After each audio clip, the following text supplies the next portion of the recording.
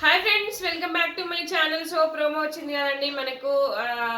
Aditya home గారు అలాగే నైనికా అనసూరు ఎవరిని నామినేట్ చేశారు అనేది క్లియర్ గా తెలుసుకుందాము. ఏం లేదండి, ఇక్కడ గ్రూప్ గేమ్ అనేది చాలా వైరల్ అయిపోయింది. ఆ గ్రూప్ గా ఆడుతున్నారని చెప్పేసి ఆదిత్య హోమ్ గారు ప్రేరణ యష్మిన్ చేశారు. సో నైనికా అనసూరు వచ్చేసి నబీల్ అండ్ యష్మిన్ అయితే చేసిందండి. మస్తు అసలు మొత్తము ప్రేరణ గాలి పోతనే ఉంది, అంటే మొత్తం గాలి తుస్సు అనిపించారనమాట. సో అంత ఘోరంగా అసలు ప్రేరణను చూస్తే నాకు ఏడుపు మొహం పెట్టేసుకుంది, ఏడుస్తూనే ఉంది. అసలు ఆమె అసలు రియలైజ్ అవ్వట్లేదు అబ్బా, ఎంత కూడా రియలైజ్ అవ్వట్లేదు. ఇంకా డిఫెండ్ చేసుకోవాలంటుంది. బయట చూసి వచ్చినాక జనాలు చెప్తే కూడా హౌస్ లో మీరు మొత్తం చూడలేదు, పాయింట్ టు పాయింట్ చూడలేదు, మీరు అట్లా చూడలేదు ఇట్లా చూడలేదు, ఎందుకు ఇదంతా అసలు క్లియర్ గా తెలిసిపోతుంది. హౌస్ లో ఉన్న వాళ్ళు అదే అంటున్నారు, బయట నుంచి వచ్చిన వాళ్ళు అదే అంటారు. ఎందుకు అర్థం చేసుకోవట్లేదు, అర్థం కావట్లేదు. సో నబీల్ గురించి నైనిక అనసూర్ బ్యాక్ పిచ్చింగ్ విషయం తీసింది. ఆ విషయమై నబీల్ కి గౌతమ్ కి కూడా ఆర్గ్యుమెంట్స్ జరిగాయి నైట్ లైవ్ లో. అవేంటనేది క్లియర్ గా డిస్కస్ చేసుకుంటూ వెళ్ళిపోదాము. సో ఫస్ట్ మనకి ఆదిత్య హోమ్ గారు యష్మిన్ నామినేట్ చేస్తారు. ఏ పాయింట్ అంటే, మీరు బయట మాట్లాడుకొని వచ్చారు, గ్రూప్ గేమ్ ఆడుతున్నారు, క్లియర్ విజిబుల్ అని చెప్పేస్తాడు ఆ అమ్మాయికి. తర్వాత ప్రేరణకు వచ్చేసి ఏం చెప్తాడంటే, ప్రేరణ అని కూడా అదే అంటాడు. నువ్వు ఏమంటున్నావు, యాక్చువల్గా నువ్వు ఒకరి టార్గెట్ చేస్తున్నావు, టార్గెట్ చేసి మాట్లాడుతున్నావు, మాటలు అంటున్నావు, గ్రూప్ గేమ్ కూడా కనబడుతుంది అంటే. గ్రూప్ గేమ్ నేనేం ఆడట్లేదు అంటే, మరి గౌతమ్ అన్నావు కదా కామ్చోర్, పని దొంగ ఏంటి, ఇవన్నీ మాటలు తీస్తాడు చాలా. మరి నబీల్ అన్న ఇమ్మెచ్యూర్ అని, అదెందుకు కెమెరాలకు వెళ్ళి చెప్తున్నావు, ఆయనకే చెప్పొచ్చు కదంటే ఆయనకు కూడా చెప్పినా అంటది. ఎక్కడ అంటది ఇమ్మెచ్యూర్ ఫోక్ చేయడం అనేది. ఇదంతా బాగా నచ్చలేదబ్బా.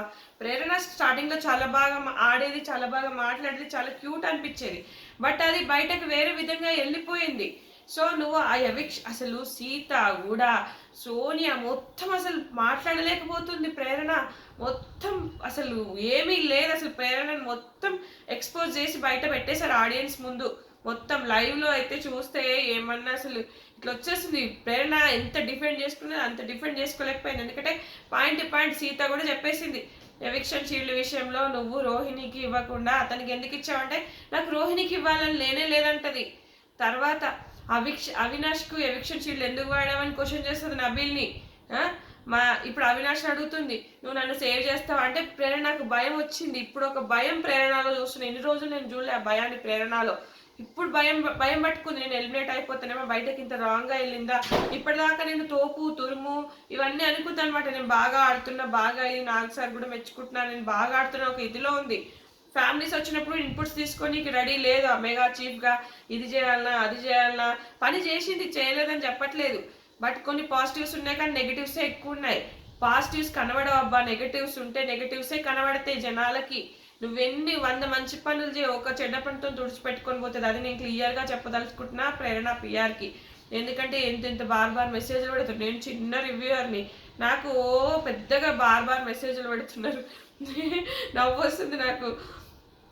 అక్కడ ఏమీ లేదు యాక్చువల్గా. అసలు ఆమెకు భయం వచ్చేసింది. ఇప్పుడు నైట్ అంతా దిగాలుగా పెట్టేసుకుంది, ఏడుస్తూనే ఉంది. గౌతమ్ మీద కారాలు మిరియాలు ఊరుతుంది.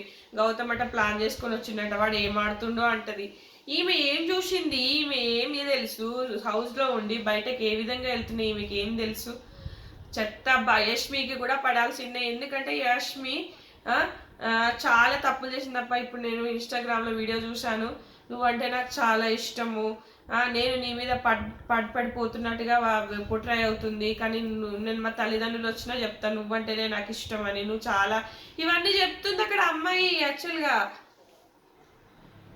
సో ప్రేరణ అయితే అసలు వినదబ్బా, తను పట్టిన దానికే అన్నట్టుగా లాగేసుకుంటా ఉంటుంది. ఇది చాలా తప్పు, తన మిస్టేక్స్ తను తెలుసుకోవట్లేదు.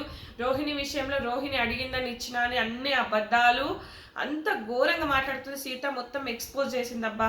మొత్తం అసలు ప్రేరణ గేమ్ ఏంటి, ప్రేరణ అటిట్యూడ్ ఏంటి, ప్రేరణ సెల్ఫిష్ ఏంటి, ఏందని మొత్తం బయటకు వచ్చింది. ప్రేరణ చాలా కన్నింగ్ అని నాకైతే అర్థమైంది. చాలా వరకు ప్రేరణ కన్నింగేనబ్బా. సో యష్మి కూడా నిఖిల్తో ఆడుకొని, ఇక్కడ నిఖిల్ మిస్టేక్స్ కూడా ఉన్నాయి, నిఖిల్ది లేదని చెప్పా, కానీ యష్మి కూడా ఎంటబడ్డట్టుగానే ఉంది. అది కూడా చాలా రాంగ్. మళ్ళీ అందరు వచ్చినప్పుడు నన్ను బ్లేమ్ చేసినావు, నేను ఇదైపోతున్నా, ఎవడిది గమ్మన్నాడు. సాయంత్రం కాగానే పెగ్గులు తాగుతుందంట, అది కూడా చెప్పుకుంది. ఇప్పుడేమో ఎంట పడ్డది, మళ్ళీ ఎంట పడలేదంటగా మాట్లాడుతుంది. ఈ యష్మి ప్రేరణ, యష్మి వెళ్ళిపోతుంది అబ్బాయి, ఈ పక్కా వెళ్ళిపోతుంది. వెళ్ళిపోకపోతే మాత్రం నెక్స్ట్ వీక్ కూడా ఘోరంగా నామినేషన్స్ పడతాయి. ఖచ్చితంగా పడే అవకాశాలు చాలా ఉన్నాయి. గౌతమ్ నుంచే పడచ్చు, చెప్పలేము. ఎందుకంటే ఇక్కడ లవ్ ట్రాక్ అటు ఇటు నడిపింది, ఎక్కడ క్లారిటీ లేదు, ఎక్కడ క్లియర్ లేదు. సో తర్వాత నైనిక అనేసరికి నబీల్ని బాగా వేసుకుంది. అబ్బా ఏం లేదు, నువ్వేం చెప్పినావు, ఫస్ట్ వచ్చి షేర్ అన్నావు, షేర్ ఎక్కడ పోయినావు, నువ్వు ఆట లేదు, నీ గేమ్ ఏది, బ్యాక్ పిచ్చింగ్ చేస్తున్నావు, గౌతమ్ గురించి వెనకాల మాట్లాడుతున్నావు నువ్వు, గౌతమ్ కోర్ట్స్ ఎట్లా వస్తున్నాయి, గౌతమ్ ఎందుకు ఇట్లా స్టాప్లోకి వెళ్ళిండు, గౌతమ్ ఈ స్టేజ్కి ఎందుకు వెళ్ళిండు, ఇవన్నీ బ్యాక్ పిచ్చింగ్ చేస్తున్నావు నువ్వు అంటే, లేదు నేను జస్ట్ గాసిప్ మాట్లాడా, నేను ఎక్కడ లేను, నేను ఆడుతున్నాను కదా, నువ్వు నామినేషన్స్లోకి రావట్లేదు, నువ్వు ఎక్కడ గేమ్ సరిగా లేదు, నీది మొత్తం పోయింది అన్నట్టుగా చెప్తాడు. సో అక్కడ నబీల్కి షాక్. నబీల్ బయటకు వచ్చినాక నైనికాని నేను వెళ్ళేటప్పుడు నేను నామినేట్ చేసిన కాబట్టి అది మనసులో పెట్టుకుని వచ్చి చెప్తుంది, నేను జస్ట్ మాట్లాడిన అంతే, దాన్ని ఏం బ్యాడ్గా నేను మాట్లాడితే బ్యాక్ పిచ్చింగ్ అవుతుందని గౌతమ్తో వెళ్ళి చెప్పుకుంటాడు. గౌతమ్ నిన్ను నామినేట్ చేయాలనుకుంది, జస్ట్ నేను సీతాఫల్ విషయంలో నువ్వు కావాలని చేసినట్టు అనిపించింది, కావాలని డిస్రెస్పెక్ట్ చేసినట్టు అనిపించింది, సో నేను ఆ విషయంలో చేయాలని, అయినా నువ్వు థర్డ్ ప్రియారిటీ, నాకు ఫస్ట్ 2 ఆప్షన్స్ వేరే ఉన్నారు, ఇదంతా లైవ్లో అనమాట. సో ఇట్లా ఉండే, నేను నిన్ను కాదు, కానీ అక్కడ డిఫెండ్ చేసుకోపోతాడు గౌతమ్, నేను నీ గురించి ఏం బ్యాక్ పిచ్చింగ్ చేయలేదు, నువ్వేం తప్పుగా అనుకోకు. కానీ నబీల్ బ్యాక్ పిచ్చింగ్ చేశాడు, ముందుగా ఫ్రెండ్గా మంచిగానే మాట్లాడుకుంటూ ఆడ ప్రేరణతో బ్యాక్ పిచ్చింగ్ చేశాడు, బ్యాడ్గా కూడా మాట్లాడాడు, గౌతమ్దే తప్పు అన్నట్టుగా క్రియేట్ చేయబోయాడు. గౌతమ్కి ఎందుకు పెరుగుతుంది అని అవినాష్తో బ్యాక్ పిచ్చింగ్ చేసిండు, యష్మితో కూడా బ్యాక్ పిచ్చింగ్ చేసిండు. నేను ఇంతకుముందు వీడియోస్లో కూడా చెప్పాను. ఇక్కడ గౌతమ్ అంటాడు, నేను సీతాఫల్ తినడం తప్పైతే నువ్వు కూడా స్వీట్ తినడం తప్పే కదా, నువ్వు దాచుకొని సున్నుండలు తిన్నావు, దాచుకొని క్యారెట్ హల్వా తిన్నావు, నువ్వు బిగ్ బాస్ ఇచ్చిన పనిష్మెంట్ అది, హౌస్ అందరి కోసం నువ్వు స్వీట్ త్యాగం చేసినప్పుడు అట్లనే ఉండాలి, కానీ నువ్వు అక్కడ త్యాగం చేసినట్టుగా చెప్పి ఇక్కడ నువ్వు వెనకాల నుంచి తిన్నావు అని చెప్పేసి వీళ్ళిద్దరు చాలాసేపు ఆర్గ్యుమెంట్ అబ్బా గొడవకి వెళ్ళేదే, కానీ మనకి ఎపిసోడ్లో ఏమైనా కట్ చేశారేమో చూద్దాము. సో ఇంకా ఆదిత్య హోమ్ గారు అయితే ఇచ్చి పడేసిరబ్బా గ్రూప్ గేమ్ అవన్నీ గట్టిగా మాట్లాడి ప్రేరణకి అయితే అసలు ప్రేరణకి ఫ్యూజులు ఎగిరిపోయినాయి. యష్మి అర్థం చేసుకుంటుంది కొంచెం, కానీ ప్రేరణ అసలు అర్థం చేసుకోవట్లేదు.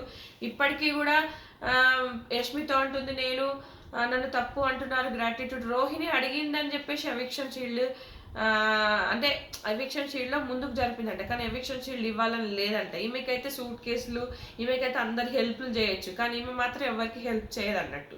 సో ఇక్కడ ఇదేంటంటే ప్రేరణది మొత్తం అసలు పిఆర్ ఉండడం వల్ల తప్ప, లేకపోతే ఆమె గ్రాఫ్ పడిపోయేది, లేకపోతే గట్టి పిఆర్ వేసుకుని వచ్చింది. సీత అయితే కట్ ఆఫ్ ద వార్ ఇచ్చింది. నేను సీత నామినేషన్స్ గురించి కూడా మీకు ఒక వీడియో చేశాను, అది కూడా చూడండి. సో ఇక్కడ నిఖిల్కి చాలా బ్యాడ్ అవుతుందా, లేకపోతే యష్మి వీడియోస్ ట్రోల్స్ చేసి నిఖిల్కి పాజిటివ్ ఎపిసోడ్ అవుతుందా అనేది చూద్దాము. సో ఇది ఫ్రెండ్స్ ఈ వీడియో. నెక్స్ట్ నేను మణికంఠ అది కూడా చేస్తాను, మణికంఠ ఎవరెవరు చేశాడు అనేది. నచ్చితే కనుక లైక్ చేయండి, షేర్ చేయండి ఫ్రెండ్స్. Thanks for watching.